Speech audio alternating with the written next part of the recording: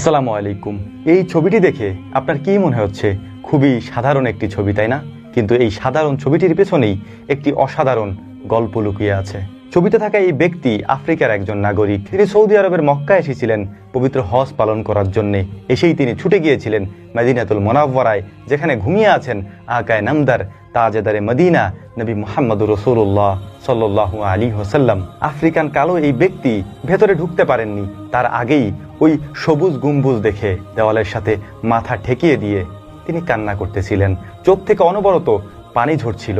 কি আবেগ, কি ভালোবাসা! এই দুনিয়ার মানুষের জন্যে না, এই দুনিয়ার সর্বশ্রেষ্ঠ মানুষের জন্যে, যেটা দেখে হাজারো মানুষের চোখ থেকে পানি ঝরেছে। তোমার আমার হৃদয় পাথর হয়ে গিয়েছে।